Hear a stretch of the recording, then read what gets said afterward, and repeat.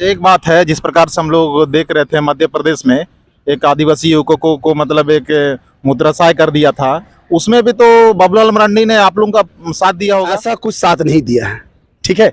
अगर ये दिया होता तो मैं आपको बता रहा हूं कि भाजपा से वो इस्तीफा, जितने भी हमारे आदिवासी नेता लोग हैं जो आज भाजपा में घुस के बैठे हुए हैं, मुझे तो शर्म आता है कि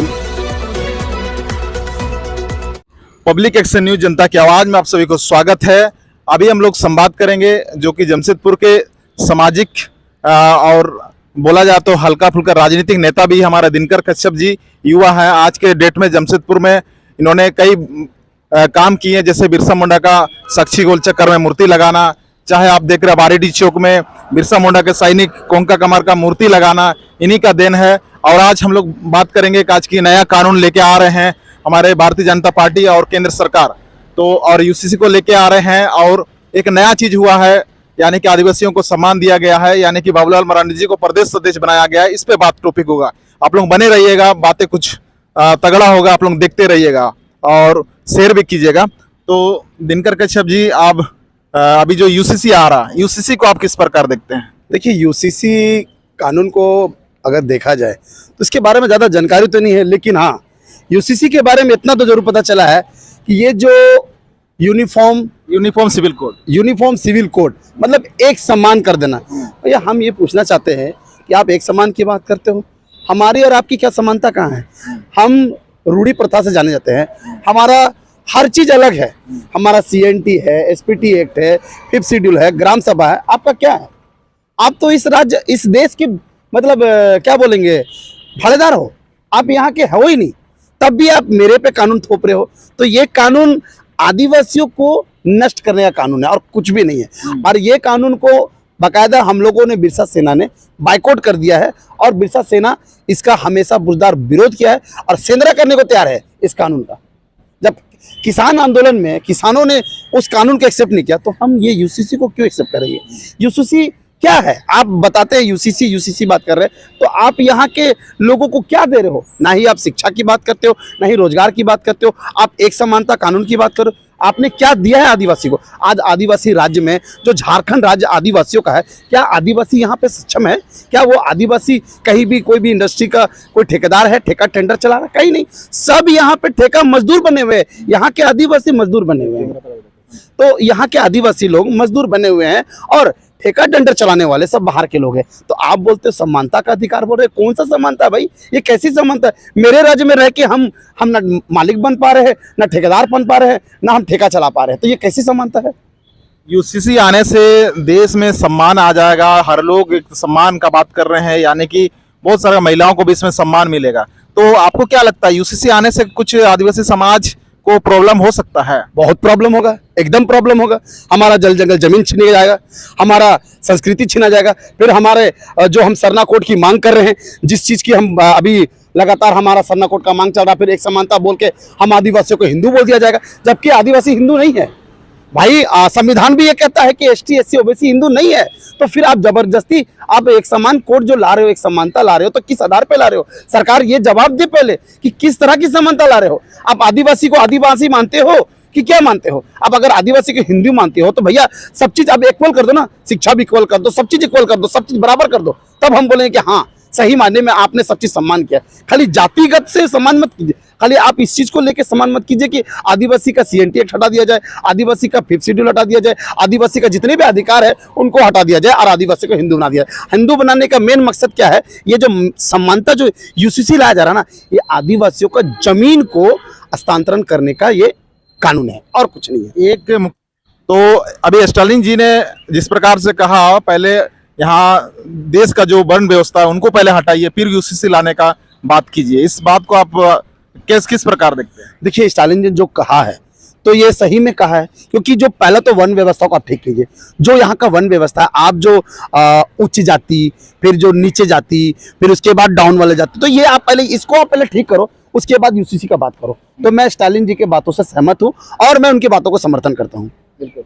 और जो अभी आप मतलब अगर यूसीसी आ जाता है तो आदिवासी के लिए अभी जो सुरक्षा कवच है, सीएनटी एक्सपीटी है, 25 अनुसूची का बात करते हैं आप लोग, और ये सब क्या कानून सब खत्म हो जाएगा, ये सब रह जाएगा आपका? 100% खत्म होगा, 100% खत्म होगा। आप ही सोचिए कि जब यूसीसी के बारे में जब बात कहा जा रहा है कि एक समानता कानून, तो आप थोड़ा सा ध्यान दीजिए ना कि एक समानता कानून मतलब आदिवासी का सीएनटी खतरे में, आदिवासी का 5वीं अनुसूची खतरे में, आदिवासी का ग्राम सभा खतरे में, तो भैया बचेगा क्या?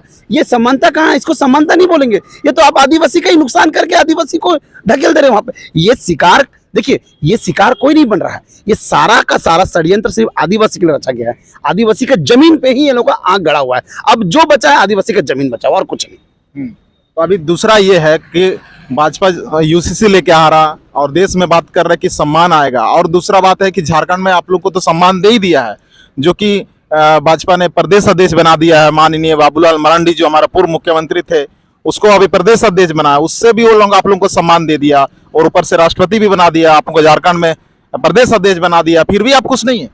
एक मिनट सलमान, मैं एक बात तो आपको बता दूं क्लियर कि जिस आदमी का आप बात कर रहे हो बाबूलाल मरांडी का, ये बाबूलाल मरांडी वही आदमी है जिन्होंने कुछ समय पहले एक ऐसा स्टेटमेंट दिया था जो अभी भी हमारे पास या काफ़ी लोगों के पास है, कि इन्होंने ये जरूर कहा था कि मैं कुतुब मीनार से कूदना पसंद करूंगा लेकिन भाजपा में नहीं जाऊंगा। मैं भले ही मतलब मैं उस पार्टी में नहीं जाऊंगा, लेकिन ये आदमी थूक के चाटा। और आज बोलते हो भाजपा ने उनको सम्मान दिया।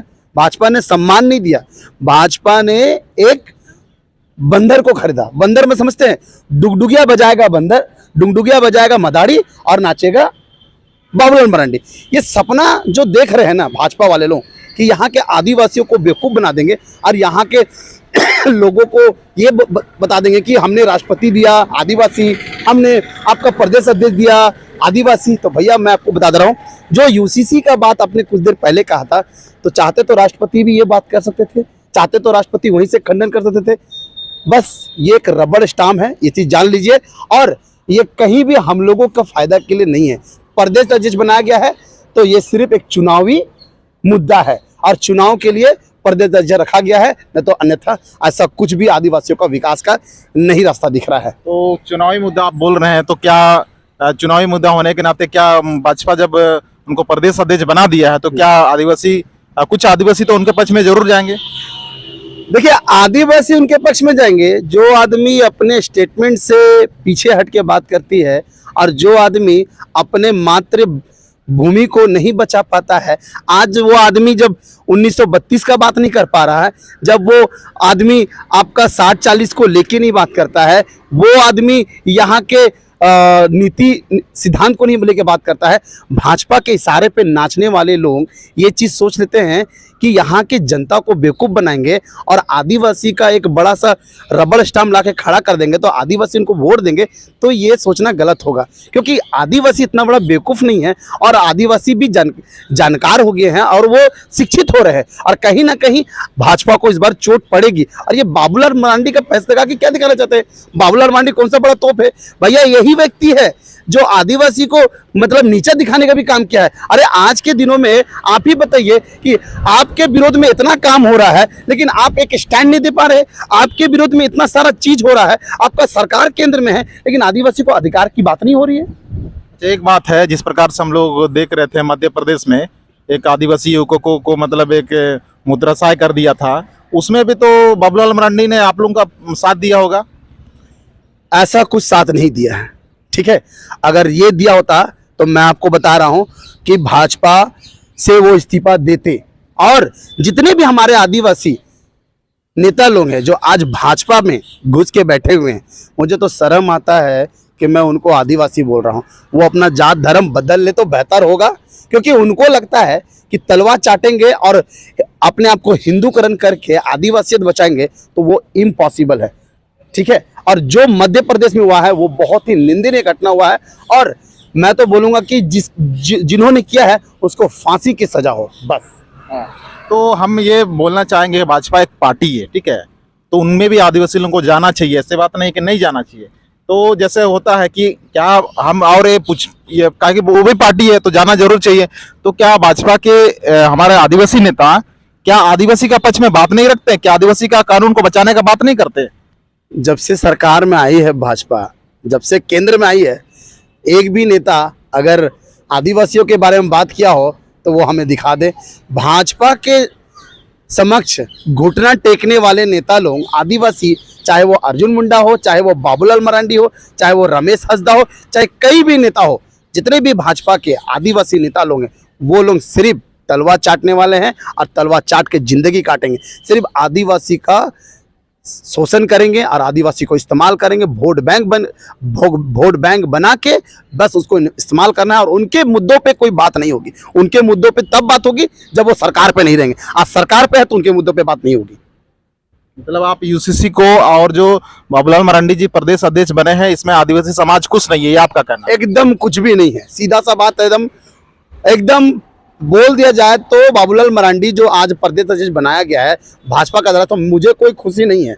मैं जानता हूं कि बाबूलाल मरांडी को वो प्रदेश अध्यक्ष इसलिए बनाया गया है कि ये चुनावी जुमला है और आने वाले 24 के चुनाव में ये चेहरा लेके वो पूरे गांव-गांव घूमेंगे। तो मैं आपको बता दूं कि बाबूलाल मरांडी जितना भी कोशिश कर ले कि भैया यूथ जाग चुका है और इस बार यूथ को भी जागना होगा, क्योंकि यूथ को ये जागना होगा कि अपने अधिकारों की लड़ाई खुद लड़ना होगा और चुनना होगा हम एक सही इंसान को और सही लोग को भेजे विधानसभा में कि हमारी बातों को रख सके, ना कि वो किसी के इशारों पे नंगा नाच करे। ना अभी सरना कोड को लेकर के सलकान मुर्मू जी बाबूलाल मरांडी से मिले। बाबूलाल मरांडी जी का पार्टी का सरकार केंद्र में है, तो निश्चित ही आपको सरना कोड भी मिल जाएगा। देखिए, अगर मिलना होता तो मुझे 14 में मिल जाता। आगे सरना कोड जो आपका आदिवासी का ये धर्म है, तो क्या सरना कोड के पक्ष में बात नहीं करते बाबूलाल मरांडी जी? बाबूलाल मरांडी तो छोड़िए, जो केंद्र में बैठे हमारे अर्जुन मुंडा जो है, जो हमारे जातीय आदिवासी जनजातीय के मंत्री है, उनके मुंह से एक डकार नहीं निकलता। तो बाबूलाल तो चलिए, ये तो विधानसभा के हैं, आज प्रदेश अध्यक्ष बन गया है। और बाबूलाल मरांडी जो है, जो भवन में आपका विधानसभा में वो बोल नहीं पाते हैं, और वो व्यक्ति जो आज के डेट में जो अपना हवन कर रहे हैं और हवन करके ये जता रहे हैं कि मैं आदिवासियों का हितैषी बन रहा हूँ, आदिवासियों के लिए मैं लड़ रहा हूँ।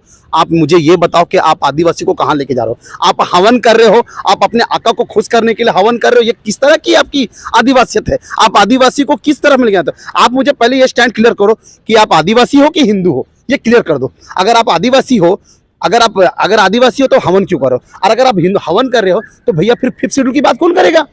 आप 5th शेड्यूल का भी बात, 5th शेड्यूल के एरिया में हो, आप हवन कर रहे हो, फिर 5वीं अनुसूची की बात है, फिर आपका CNT एक्ट, फिर CNT एक्ट कैसे बचाओगे? आप एक नेता हो, आप बाबूलाल मरांडी प्रदेश अध्यक्ष हो, तो आप CNT एक्ट का भी बात रखोगे ही नहीं। फिर आप अपना 5वीं अनुसूची का बात नहीं करोगे, फिर आपका पेशा कानून नहीं बात करोगे, आप हिंदूकरण किए जा रहे हो अपने आप को। आप किस तरह का ये नेतागिरी कर रहे हो? कैसा नेतागिरी है? हाँ, ये हवन करके आदिवासी हो? आप ऐसा आदिवासी नहीं हो। ये साफ साफ दिख रहा है कि ये अपने आकाओं के समक्ष झुक चुका है और ये हिंदू बन के अब प्रदेश अध्यक्ष लेना चाहते हैं। ये आदिवासी नहीं हो सकता। अगर ये आदिवासी नहीं है तो मैं तो ये बोलना चाहूंगा कि जिस क्षेत्र से आप लड़ रहे हो उस क्षेत्र में आपका कोई अधिकार नहीं है, क्योंकि आप तो हिंदू बन चुके हो। आप अपना स्टेटमेंट दे दो कि भैया मैं आदिवासी नहीं हूँ, हिंदी हो, तो आप रिजर्वेशन सीट छोड़ के आप जाइए जनरल सीट से लड़िए। फिर आप रिजर्वेशन सीट क्यों लड़ोगे? आपको तो नहीं लड़ना चाहिए वहां पर, क्योंकि वो आदिवासियों की सीट है। आप आदिवासी को बेवकूफ बनाने के लिए सब कर रहे हो।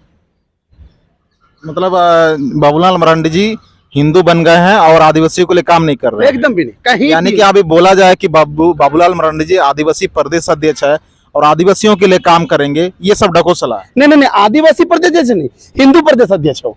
आप आदिवासी बोल के आप आदिवासी को नाम बदनाम कर रहे हैं। वो आदिवासी प्रदेश अध्यक्ष नहीं है, वो हिंदू प्रदेश अध्यक्ष बने हैं। क्योंकि आदिवासी प्रदेश अध्यक्ष होते तो हवन नहीं करते, वो अपना क्या बोलते हैं सिंह बोंगा में जाते, अपना जहर थान में जाते, अपना जो हम लोग का डुम्बारी बुरू में वहां जाते। आप वहां नहीं जाके आप हिंदूकरण कर रहे हो, आप मंदिर में पूजा पाठ कर रहे हो। हम किसी की आस्था को ठेस नहीं पहुंचा रहे, लेकिन जो हमारा है हम उनको तो पहले प्रायोरिटी दे। हाँ, आप आदिवासी को तो खत्म करने का प्लान कर रहे हो, आप हिंदूकरण कर रहे हो आदिवासी को। आप क्या दिशा दे रहे हो? आप लीडर हो कि आप अपने ही आदिवासी भाई को क्या सिखाओगे? आप तो आप कैसे इस तरह का प्रदेश अध्यक्ष हम नहीं मानते हैं। ये हमारे लिए नहीं है प्रदेश अध्यक्ष, वो अपने लोगों के लिए होंगे, लेकिन हमारे आदिवासी समाज के लिए नहीं है। चलिए, तो आपके द्वारा अंतिम शब्दों में एक मैसेज संदेश जो आपका मन कहता है समाज को एक दे जो जरूरत है। देखिए, मैं मैसेज तो ये देना चाहूंगा कि खास करके युवा पीढ़ी को, आज के युवा पीढ़ी को खड़ा होना होगा। और शिक्षा ही एक ऐसा ताकत है जिससे हम लड़ाई लड़ सकते हैं। और कहते हैं कि शिक्षा में एक ऐसी ताकत होती है, जो माँ का दूध में जो ताकत होता है ना, वो शिक्षा है।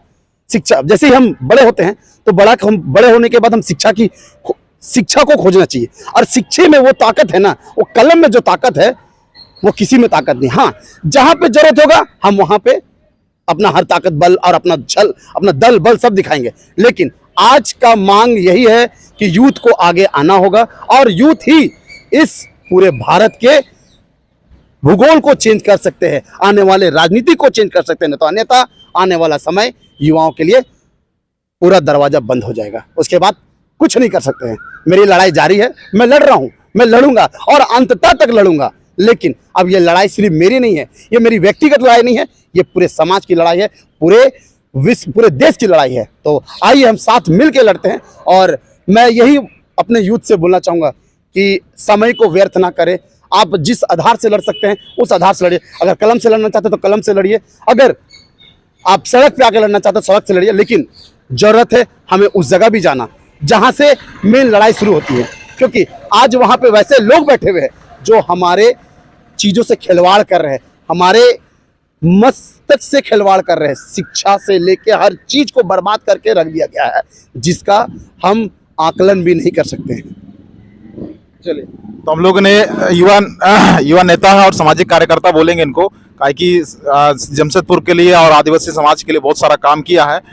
देखा जाए तो यूसीसी जो नया कानून आ रहा था, इसलिए बात करना जरूरी है कि आदिवासी समाज के एक बेहतर लीडर है युवा, और बाबूलाल मरांडी जी भी प्रदेश अध्यक्ष बने हैं। इससे खुश है या नहीं, इस पे भी हम लोग को बात करना, चर्चा करना जरूरी था। तो पब्लिक एक्शन न्यूज, इस न्यूज को आप लोग जन जन तक शेयर जरूर करें और इसको बने रहने के लिए और आगे भी वीडियो देखने के लिए सब्सक्राइब भी जरूर करेंगे, ताकि ये जो अभी बने रहने के लिए आपको धन्यवाद।